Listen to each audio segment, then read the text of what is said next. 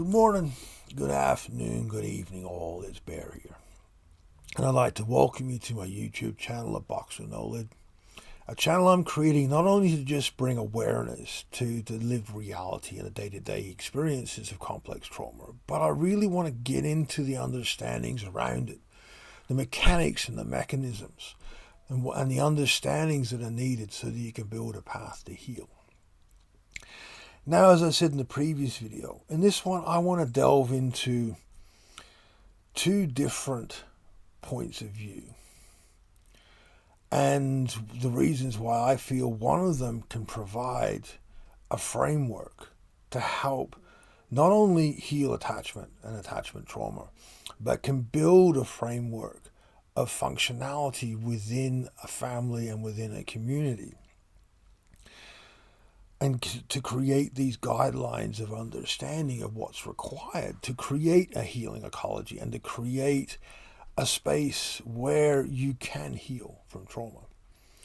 And as it says, like it says in the title, healing from a collective perspective or an individual's.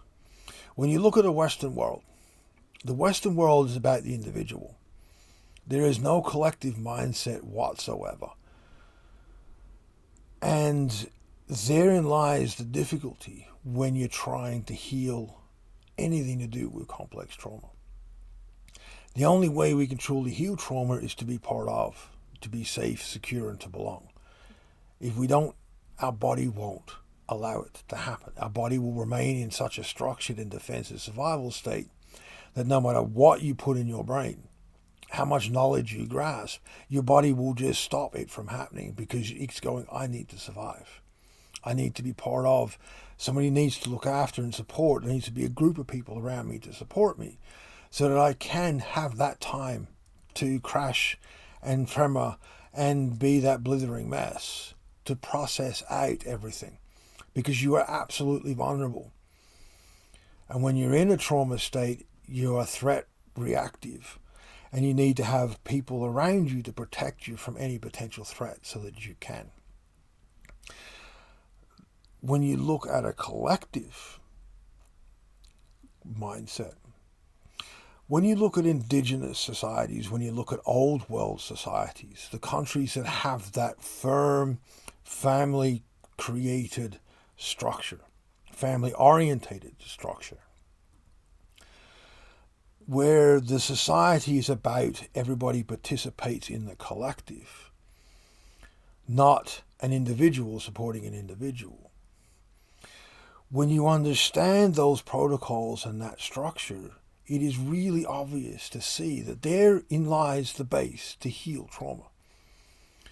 Like I've said in a few videos back, where I've seen people that have gone through the worst kinds of trauma you could think of heal and become key members of their community through that healing, because of those tribal protocols around family, around community, around everybody's part of supporting a collective.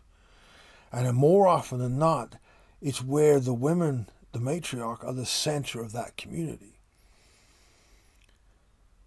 And therein lies the key to heal attachment. Our very first attachment, our most critical attachment, the one that begins the answering of the questions of am I safe and do I belong, is to our biological mother. When a society, its whole core structure is around supporting and honoring the sacredness of biological women, and that process of the matriarch filters out through that society, there are all the little nuances needed to heal that first connection, that first integration of am I safe and do I belong.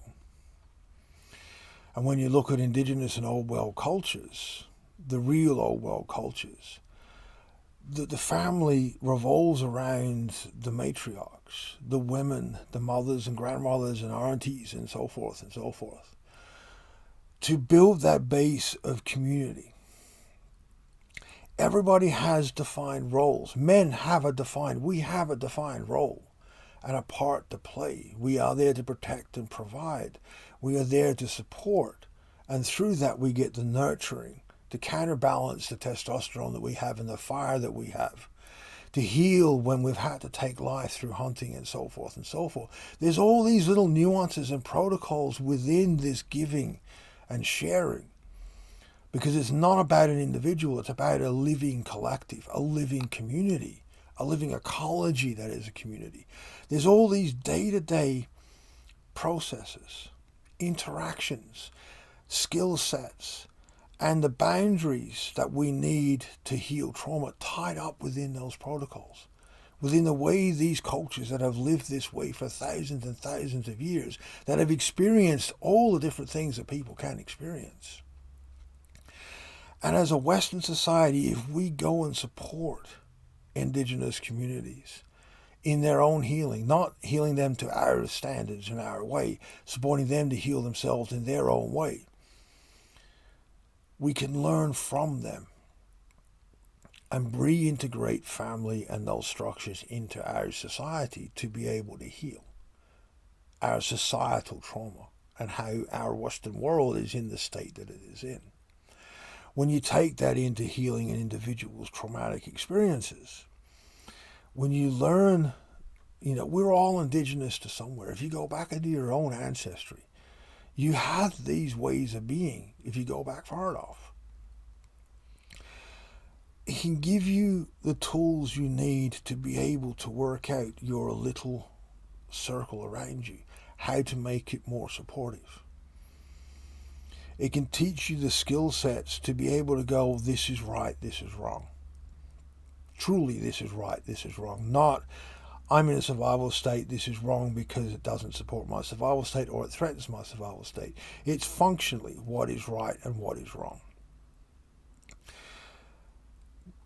Understanding gender roles within a collective. I'm not getting into the gender politics of the Western world. This is not what this is about, and I'm not going to respond to any inquiries around this stuff. Biologically, your gender role is what you are wired to be part of this collective for. And if you want to heal, you need to go into that non-conscious and subconscious physiology to heal it. So you need to create those boundaries to support the nervous system and to support the body in that way to heal. As I've said countless times, it's got nothing to do with what you say up here. It's got nothing to do with your sexual orientation. Nothing to do with it at all. This is what our core body structure is trying to heal in our connection to our mother and the people around in the moments in utero and post-birth. Way back then. It's got nothing to do with now. And to work through that, we have the boundaries of what is expected of a man, what is expected of women, and the roles we play in that collective. When we understand this, we can create the boundaries around this to guide us to define what is positively right and what is positively wrong in a supportive structures around a collective prospering of healing, around the ecology around us becoming productive and supportive, not consuming and taking. That is the perspective that I'm coming from with this. I'm not telling everybody to run off and try to find an indigenous community and beg to be part of. I'm not saying that at all. And trust me, to be part of and to engage into an indigenous community takes years. Even when you have blood like I do, I spent years standing on the edge, still waiting to be invited in. One, because I'm living in a country a long way away from mine. But, it's not something that you cannot demand to be part of. I'm not saying that or suggesting that. But there's plenty of resources you can learn. There's plenty of books you can read to get the knowledge base, to be able to explore your own indigenous ancestry and reawaken those protocols of connection in your immediate circle. But primarily, and I know this is getting a little messy, but primarily it is around defining what is functionally right and what is functionally wrong. Not what is opinionally. Your opinion is right and wrong. I'm not talking about that. I'm talking about the functionality needed in the ecology around you to support your body and your nervous system, your neurology, your physiology, the synaptic structures of your brain, all these processes that run in the background that you cannot talk to, that need to experience things around you to heal that attachment and that connection and to develop the skill sets to be able to attach and connect. That's the right and wrong that I'm talking about. To have that as functional as possible, not as controlled as possible, as living naturally functional as possible. And when you look at healthy indigenous communities, and when you look at like traditional healthy communities within the old world structure and within indigenous communities, those protocols create that ecology of that collective. And those protocols are thousands and thousands and thousands of years old. So they have experience and the knowledge to do it right. As I said, this is not about an opinion. This is about a functional structure that works. And works long-term, generationally long-term. That is what is needed in the grand scheme of things to be able to heal a society.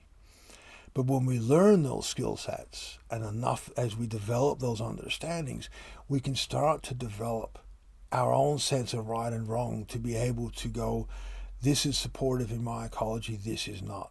This is what I need to work with keeping as part of, this is what I need to distance myself from, so that you can create a base that supports your body to heal your connection, to support your healing from trauma, and to be able to integrate what you get access to when you look at therapeutic interventions and support, and everything else that you bring in as well.